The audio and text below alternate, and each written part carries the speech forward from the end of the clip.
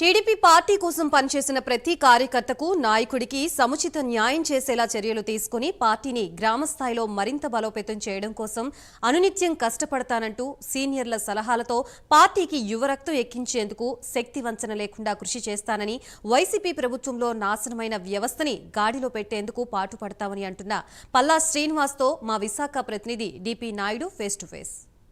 ఫలితాలు విడుదలైన తర్వాత రాష్ట్రం అంతా కూడా ఒక్కసారిగా ఎదురు చూస్తున్న నియోజకవర్గం ఏదైనా ఉందంటే అది గాజువాక నియోజకవర్గం చెప్పవచ్చు. ఎందుకంటే సుమారుగా 95,000 మెజారిటీతో అయితే కనుక పల్లా శ్రీనివాస్ ఇక్కడ గెలవడం జరిగింది. అంతేకాకుండా రాష్ట్రం మొత్తం ఉత్తరాంధ్ర వైపు చూస్తున్న పరిస్థితి కూడా కనిపిస్తుంది. ఎందుకంటే ఇక్కడ హోంమంత్రి కావచ్చు, ఇటు స్పీకర్ కావచ్చు, ఇది తెలుగుదేశం పార్టీ అధ్యక్షుడు కావచ్చు, మొత్తం అంతా కూడా ఉత్తరాంధ్రకే చెందడం జరిగింది. ఇప్పుడు మనతో పాటు పల్లా శ్రీనివాస్ గారు ఉన్నారు. ఏదైతే తెలుగుదేశం పార్టీ అధ్యక్షుడిగా ఎన్నికైన పల్లా శ్రీనివాస్ మనతో పాటు ఉన్నారు. తెలుసుకుందాం సార్, ఉత్తరాంధ్ర వైపు అయితే మాత్రం తెలుగుదేశం పార్టీ ఒక్కసారిగా కన్నెత్తి చూసిన పరిస్థితి కూడా కనిపిస్తుంది. ఎందుకంటే ఈ బీసీ సామాజిక వర్గానికి చెందిన నేతకి అధ్యక్ష పదవి ఇవ్వడం జరిగింది. దీన్ని ఏ విధంగా మనం చూడొచ్చు అంటారు? అంటే ఉత్తరాంధ్ర ప్రాంతాన్ని బాగా అభివృద్ధి చేయాలనే ఒక ఆలోచనతోనే ఇక్కడ గతంలో కూడా ఇక్కడ ఇవ్వడం జరిగిందండి. తెలుగుదేశం పార్టీ రాష్ట్ర అధ్యక్షుడిగా నాకు కూడా అదే ఉద్దేశంతో ఉత్తరాంధ్ర ప్రాంతాన్ని అభివృద్ధి చేయాలనే ఉద్దేశంతోనే ఇక్కడ ప్రజలు ఒక మనోభావాలకు అనుగుణంగానే ఇక్కడ ఈ రాష్ట్ర అధ్యక్ష పదవి నాకు ఇవ్వడం జరిగిందండి. అలాగే రేపు అయ్యన్ గారికి కూడా స్పీకర్ వచ్చేటువంటి పరిస్థితి ఉంది. ఈ ప్రాంతాన్ని అభివృద్ధి చేయడానికి స్థానిక నాయకత్వానికి మనం ప్రాముఖ్యత ఇవ్వాలి, వాళ్ళకి సముచిత స్థానం ఇవ్వాలన్న ఆలోచనతోనే ఈరోజు మా తెలుగుదేశం పార్టీ జాతీయ అధ్యక్షులు ముఖ్యమంత్రి అయినటువంటి శ్రీ నారా చంద్రబాబు నాయుడు గారు, అలాగే మా ప్రధాన కార్యదర్శి అయినటువంటి రాష్ట్ర కేంద్ర ప్రధాన కార్యదర్శి అయినటువంటి మా లోకేష్ బాబు గారు ఒక ఆలోచన కూడా అదే అని చెప్పి సందర్భంగా తెలియజేస్తున్నాం. ఈ గడిచిన 5 సంవత్సరాలు ఈ ప్రాంతం దోపిడీకి గురైంది. పులివెందల నుంచి వచ్చి ఇక్కడ పంచాయతీలు చేసి ఇక్కడ ఈ ప్రాంతాన్ని అభివృద్ధి చేస్తాం, విశాఖపట్నాన్ని రాజధాని చేస్తామని చెప్పేసి ఆ ఆశల పలకలో కూర్చోబెట్టి మొత్తం విశాఖపట్నం ప్రాంతాన్ని దోపిడీ చేసి పడేశారు. ఇక్కడ నుంచి మీరు తీర ప్రాంతం అంతా గంగవరం పోర్టు తీసుకోండి, దాంట్లో వాటా అమ్మేశారు ప్రైవేట్ వ్యక్తి. ఇక్కడికి వస్తే సిబిసిఎన్సి క్రిస్టియన్ మైనార్టీ భూములు కొట్టేశారు, దసపల్లా భూములు కొట్టేశారు, ఆడెళ్తే రామానాయుడు ఫోటో స్టూడియో కొట్టేశారు. ఇలాగా వాళ్ళకి అలాగే ఎవరైనా సరే ఇల్లు వాళ్ళకి ఏదైనా వాళ్ళ ప్రాపర్టీస్ దగ్గర ఏదైనా ఉందంటే వాళ్ళు కావాలంటే బలవంతంగా బెదిరించి తీసుకునేటువంటి పరిస్థితి, ఒక దోపిడీ చేసి వదిలిపెట్టేసేటువంటి పరిస్థితి ఉంది. అందుకే ఇలాంటి పరిస్థితులు ఉత్పన్నం కాకుండా ఉండాలంటే స్థానికంగా ఉన్నటువంటి నాయకత్వానికి, ఉత్తరాంధ్ర ప్రాంతానికి సంబంధించినటువంటి ప్రధానికానికి మనం అధికారం కల్పించాలనే ఉద్దేశంతో ఈరోజు ఈ ప్రాంతంలో ఉన్నటువంటి మాలాటి వాళ్ళకి అందరికీ ఇవ్వడం జరిగిందని చెప్పి ఈ సందర్భంగా తెలియజేస్తుంది. అంటే చూసుకున్నట్టయితే గత ప్రభుత్వంలో అయితే మాత్రం వైసీపీ అంతా కూడా విధ్వంసకర పరిస్థితుల్లో సృష్టించని చెప్పొచ్చు. ఎక్కడికో వద్దు, కేవలం ముందు మీతోనే మొదలుపెట్టిన పరిస్థితి కూడా కనిపిస్తుంది. అంటే మీ ప్రాపర్టీస్ ఏవైతే ఉన్నాయో వాటిని కూడా విధ్వంసం చేసిన పరిస్థితి.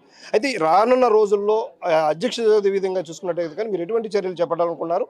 ఉత్తరాంధ్రకు సంబంధించి లేదంటే మొత్తం రాష్ట్ర వ్యాప్తంగా అధ్యక్ష స్థానంలో ఉండి ఎటువంటి భరోసా ఇవ్వాలనుకుంటున్నారు? మేము ఒక అధ్యక్షుడిగా మేము ఒక ప్రజారంజకమైన పాలన అందిస్తామండి. మాది కక్షపూరితమైనటువంటి ఆలోచనలు ఉండవు. మాకు క్లియర్గా ప్రత్యర్థులకి శత్రులకి తేడా తెలుసు. ప్రత్యర్థులను అంటే వాళ్ళ రాజకీయ ప్రత్యర్థుల్ని ఏ విధంగా చూడాలో ఆ విధంగా చూస్తాం తప్ప శత్రులుగా చూసేటువంటి పరిస్థితి మా తెలుగుదేశం పార్టీలో ఉండదండి. కాకపోతే ఎవరైతే రూల్స్ వైలేట్ చేశారో, ఏదైతే చట్టాలను అతిక్రమించారో వాళ్ళందరికీ మాత్రం చర్యలు ఉంటాయి. అలాగే మనం కొంతమంది వాళ్ళకి చెప్పాల్సినటువంటి అవసరం, బుద్ధి చెప్పాల్సినటువంటి అవసరం ఉంది బరి తెగించినటువంటి వారికి. కానీ ఏదైనా సరే ప్రజాస్వామ్యబద్ధంగానే చట్ట ప్రకారంగా ఉంటుందని చెప్పేసి ఈ సందర్భంగా తెలియజేస్తున్నా అండి. అలాగే మాకు అధికారం వచ్చింది కనుక విచ్చలవిడితనం అయితే ఎటు పరిస్థితుల్లో కూడా ఉండదని చెప్పి తెలియజేస్తున్నాం. కానీ అలాగనే మా ఉనికిని కూడా కాపాడుకోవాల్సినటువంటి అవసరం ఉంది ఈరోజు. ఎందుకంటే కార్యకర్తల మీద సుమారు 3,000 కేసులు పెట్టారు ఇక్కడ. ఈరోజు పార్టీ అధికారంకి వచ్చిందంటే కార్యకర్తలు, నాయకులు వాళ్ళ యొక్క బుధస్కంధాల మీద మోసుకొని తీసుకొచ్చినటువంటి పరిస్థితి. మళ్ళీ కార్యకర్తకు భరోసా కల్పించాలంటే కొంచెం మనం ఈ చెక్స్ అండ్ బ్యాలెన్స్ చూడాల్సిన అవసరం ఉంది. కాకపోతే మేము చెప్పేది ఒకటే, మాకు ప్రత్యర్థులకి శత్రులకి క్లియర్ కట్గా మాకు ఆలోచనలు ఉన్నాయి. అది చట్టాల్లో అతిక్రమించాల్సిన ఆలోచన కూడా మాకు లేదు. న్యాయబద్ధంగానే చట్టబద్ధంగానే మేము చర్యలు తీసుకుంటామని చెప్పి ఈ సందర్భంగా తెలియజేస్తున్నాం. గతంలో చూసుకున్నట్టయితే కనుక ప్రధాన కార్యదర్శి లోకేష్ అయితే కూడా చెప్పడం జరిగింది, ఎవరెవరిపై అయితే కేసులు పెట్టారో వాళ్ళందరికీ కూడా మేము ప్రత్యేకమైన స్థానం కల్పిస్తాం. అదేవిధంగా చూసుకున్నట్టయితే టీడీపీలో వాళ్ళకి ఖచ్చితంగా కూడా భరోసా ఇస్తామంటూ కూడా గతంలో చెప్పడం.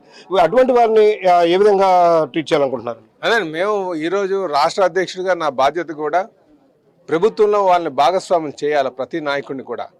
అందుకే వారికి డామినేటివ్ పదవుల ద్వారా వాళ్ళని భాగస్వామ్యం చేయాలి. రేపు అందరితోనే వికేంద్రీకరణ దానికి అర్థం పట్టేటట్టుగా ఈరోజు మేము పరిపాలన సాగిస్తాం. అలాగే పార్టీని అధికారం తేడానికి ఎంత కృషి చేశారో అధికారంకి వచ్చిన తర్వాత కొన్ని సందర్భాల్లో దూరంగా వెళ్ళేటువంటి పరిస్థితి ఉంది కార్యకర్తలు.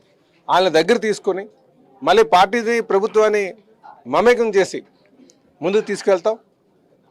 అధికారం ఉన్నప్పటికీ కూడా కార్యకర్తలు కూడా పార్టీతోనే ఉన్నారు అనే ఆలోచన వచ్చేటట్టుగా మేము చేస్తామని చెప్పి తెలియజేస్తున్నాం. చూసుకున్నట్టయితే కనుక ఏర్పడినటువంటి కూటమి ప్రభుత్వంలో అయితే మాత్రం నామినేటెడ్ పదవులకు సంబంధించి ఇప్పటికే పందేరం మొదలైందనేది. అదేవిధంగా చూసుకున్నట్టయితే కనుక టీడీపీ అధ్యక్ష విధంగా ఉంటూ మిగతా అన్ని పార్టీలని ఏ విధంగా సమన్వయం చేసుకుంటారో అదేవిధంగా చూసుకున్నట్టయితే వీరందరికీ కూడా నామినేటెడ్ పదవుల్లో ఎటువంటి ప్రయారిటీ కల్పించే అవకాశం ఉండొచ్చు.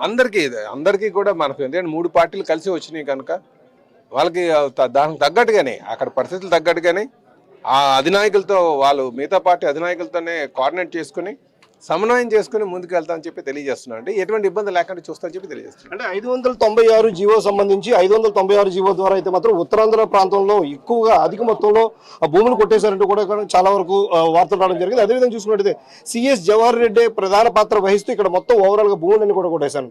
అంటే ఆ భూములపై ఎటువంటి చర్యలు చేపట్టున్నారండి?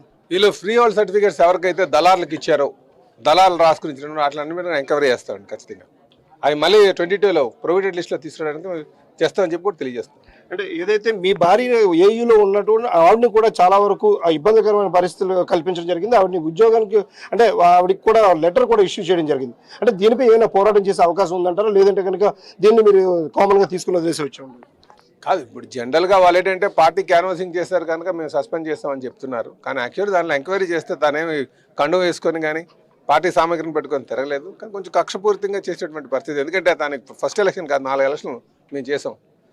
అదే నేను చెప్తున్నా కదండి, కొంచెం కక్షపూరితంగా ప్రత్యర్థుల మీద కొంచెం ఇదిగా చేస్తున్నారు. ఏదైనప్పటికీ కూడా దీన్ని మేము ఏ విధంగా ఎదుర్కోవాలో ఆ విధంగా చట్టపరంగా ఎదుర్కొంటాం. సార్, ఏయూలో చూసుకున్నట్టుగా భారీ అక్రమాలు జరిగాయంటూ కూడా గతంలో అయితే మాత్రం చెప్పడం జరిగింది. ఈ అక్రమాలపై కూడా ఎటువంటి చర్యలు చేపట్టబోతుంది? అంటే టీడీపీ ప్రభుత్వం వచ్చిన తర్వాత ఖచ్చితంగా ఈ అక్రమాలన్నీ కూడా బట్టబయలు చేస్తామంటూ కూడా గతంలో చెప్పడం జరిగింది. దీన్ని ఏ విధంగా చూడొచ్చు? ఖచ్చితంగా ఏయూని ప్రక్షాళన చేస్తాం. ఏదైతే చట్ట వ్యతిరేకంగా ఉన్నటువంటి పోస్టింగ్లు ఉన్నామో అన్నింటి మీద ఎంక్వైరీ చేస్తాం. వీసీ గారు చేసినటువంటి అవినీతి మీద ఎంక్వైరీ చేస్తాం. అలాగే ఆయనకు తగ్గ మూల్యం కూడా తెలియచుకోవాల్సిన పరిస్థితి ఉందని కూడా ఈ సందర్భంగా తెలియజేస్తున్నారండి.